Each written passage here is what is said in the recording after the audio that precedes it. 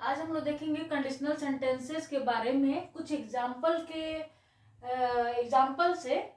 के हेल्प से हम लोग देखेंगे कि कंडीशनल सेंटेंसेस टाइप 1 में, टाइप 2 में कैसे यूज करते हैं सेंटेंस का, ठीक है, कैसे उनका फ्रेमिंग होता है, वो हम लोग देखेंगे। ये टाइप 1 का स्ट्रक्चर है, उस स्ट्रक्चर को समझना है हमें, ठीक है। ये टाइप 2 का स्ट्रक्चर है, उसको भी समझना है ना। ये पार्ट 3 है कंडीशनल सेंटेंस का। इसके बाद पार्ट 4 में हम लोग देखेंगे टाइप 3 के बारे में, है ना। तो पहले हम लोग टाइप 1 और टाइप 2 के बारे में देखेंगे। ये है इफ। उसके बाद सिंपल प्रेजेंट। सिंपल प्रेजेंट में क्या होता है, V1 V5 ऑलरेडी हम लोग टेंस में जानते हैं। टेंस में जानते हैं ना कि सेंटेंस का फ्रेमिंग क्या होता है। इफ के बाद आपका सब्जेक्ट, सब्जेक्ट के बाद V1 या V5 आता है। V5 कब यूज होता है, SAES, वो फॉर्म को हम लोग क्या बोलते हैं, V5 फॉर्म, जो कि प्लूरल बनाता है सब्जेक्ट को। ऑलरेडी हम लोग पढ़ चुके हैं इसके बारे में। आप अगर उसका ज्यादा डिटेल लेना होगा तो आप जाकर टेंस में, और जो भी कब प्लूरल यूज करते हैं वो सारे वीडियो बने हुए हैं, आप देख सकते हैं, है ना। तो सबसे पहले जो इजीली अगर इस चीज को जानते हैं कि कब V1 यूज होता है, कब V5 यूज होता है, तो इनके लिए समझना बहुत इजी है ना। 2 पार्ट में सेंटेंस होता है। एक इफ के साथ स्टार्ट होता है और उसके बाद कॉमा दे करके दूसरा सेंटेंस स्टार्ट होता है। If plus subject plus V1 और अदर वर्ड्स। अदर वर्ड्स में आपका ऑब्जेक्ट आता है और सारा जो भी इंफॉर्मेशन रहता है आपका वो आता है। Subject plus will plus V1 plus other words, ठीक है। और टाइप 2 में भी वही है। यहाँ पर सिंपल प्रेजेंट यूज हुआ है, मतलब प्रेजेंट इंडेफिनिट, है ना। यहाँ पर फ्यूचर इंडेफिनिट, इफ के साथ प्रेजेंट इंडेफिनिट, यहाँ पर विल के साथ आपका आया है फ्यूचर इंडेफिनिट, है ना। अब टाइप 2 में इसका स्ट्रक्चर है, इफ के साथ सब्जेक्ट प्लस V2 आता है पास्ट इंडेफिनिट में। और जब कोई चीज पास होने की बात करते हैं, मेरे पास कार था, आई हैड अ कार, इस तरह से तो पास्ट की बात करते हैं तो हैड लगा के करते हैं। जब पास में होने वाले चीज या सामान या किसी चीज के बारे में, है ना। वर्क कब यूज करते हैं, जब आप होने के सेंस में यूज करते हैं, है ना। पास्ट इंडेफिनिट यूज करेंगे, फिर वर यूज करेंगे, फिर हैड यूज करेंगे अलग अलग सेंटेंस के लिए। अगर होने वाला सेंस रहेगा तो आप वर यूज करेंगे कि काश मैं राजा होता, क्या बोलेंगे, if I were a king, है ना। और मेरे पास एक कार था, आई हैड ए कार। मेरे पास एक घर था, आई हैड ए हाउस, है ना। ये तो आपको ऑलरेडी मालूम है। सब्जेक्ट प्लस V2 कब यूज होता है, पास्ट इंडेफिनिट सेंटेंस में यूज होता है, वो यूज करना है। फिर सब्जेक्ट, उसके बाद नेक्स्ट सेंटेंस जो हमारा बनता है कॉमा दे करके, subject plus would plus V1 plus other words. और वुड क्या है हमारा, आपका मॉडल वर्ब है। मॉडल वर्ब के बाद हमेशा V1 फॉर्म ही आता है ना। V1 फॉर्म ही आता है। अब हम लोग यहाँ देखेंगे कुछ एग्जाम्पल से इस स्ट्रक्चर को, फर्स्ट स्टेप को जानने के लिए, टाइप 1 को, है ना। If I read I will pass. अगर मैं पढ़ता हूं या पढ़ूंगा तो मैं पास हो जाऊंगा, है ना। अगर मैं पढ़ता हूं या पढ़ूंगा तो पास हो जाऊंगा। तो अगर ये दोनों में गागा करके भी आ रहा है कि अगर मैं पढ़ूंगा तो पास हो जाऊंगा, इसका मतलब ये नहीं I will read, if I will read I will pass, नहीं। एक आपका होगा सिंपल प्रेजेंट में आएगा, मतलब प्रेजेंट इंडेफिनिट में सेंटेंस बनाएंगे, और दूसरा आप बनाएंगे फ्यूचर इंडेफिनिट में। इसका यही स्ट्रक्चर है जिसको मैंने अभी एक्सप्लेन किया, है ना। Next sentence, if he goes to Delhi. He के साथ SAES लगता है क्योंकि वो थर्ड पर्सन है, थर्ड पर्सन के साथ SAES लगता है ना।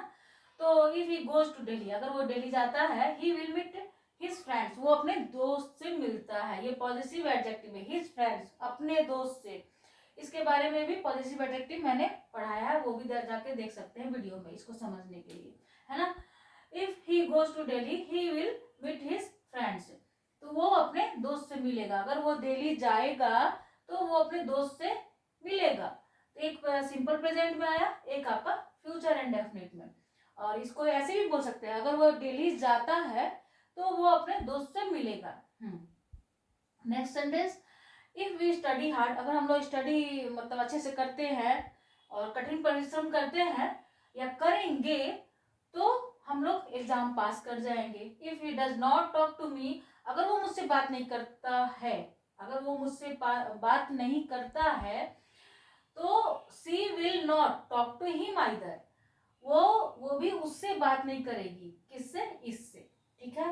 हिम क्यों लगा, आप ये ऑब्जेक्टिव केस है, ये भी ऑब्जेक्टिव केस है, इसके लिए आया है ना।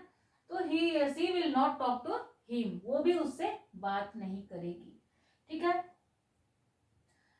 अब आइदर भी के सेंस में हुआ, इसके बारे में भी मैंने एक्सप्लेन किया है। आइदर कब यूज होता है नेगेटिव सेंटेंस में, भी के सेंस में, जब सेंटेंस नेगेटिव हो, ठीक है। लेकिन यहाँ पर तो हम लोग कंडीशनल सेंटेंस पढ़ना है, तो मैं ये मान के चल रही हूँ कि आप लोग को ये सब आता है, या फिर नहीं, अगर if there is any confusion तो आप जाकर देख सकते हैं वहाँ पे।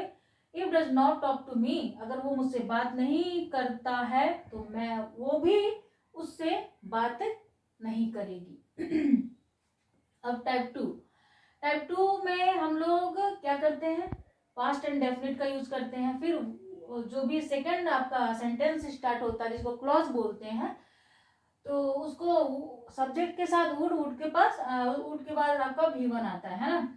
इफ आई हैड मनी, अगर मेरे पास मनी होता, ठीक है ना।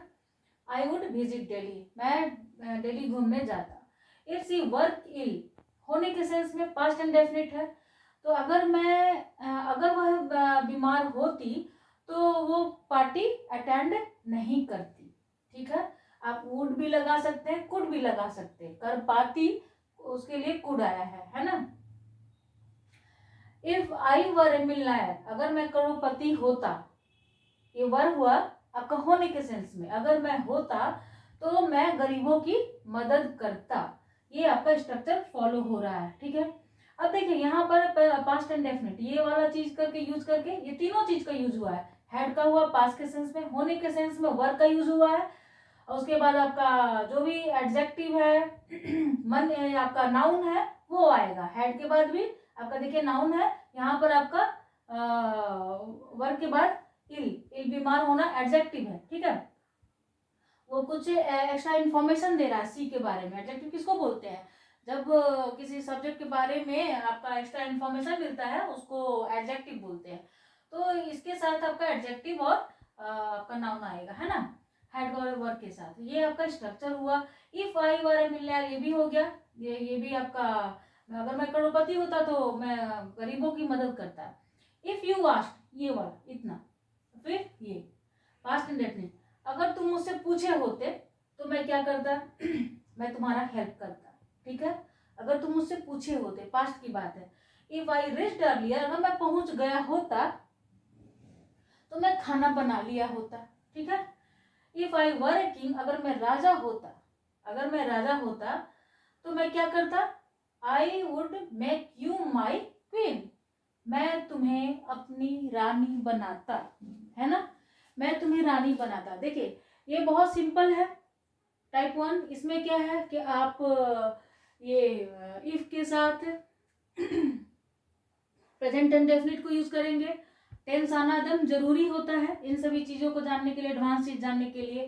तो सिंपल प्रेजेंट यूज हुआ है, उसके बाद फ्यूचर इंडेफिनिट हुआ है नेक्स्ट क्लॉज में। नेक्स्ट क्लॉज किसको बोलते हैं, जब दूसरा सेंटेंस स्टार्ट होता है। तो ये आपका दूसरा सेंटेंस यहाँ से स्टार्ट हुआ है तो उसमें आपका फ्यूचर इंडेफिनिट यूज हुआ है। यहाँ पे पास्ट इंडेफिनिट यूज होगा सिचुएशन के अकॉर्डिंग, सेंटेंस के according.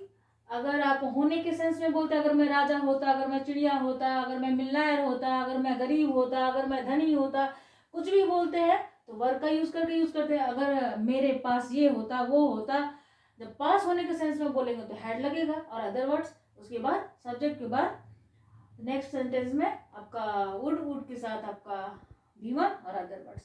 Thanks for watching the video, और नेक्स्ट वीडियो में हम लोग देखेंगे पार्ट 3।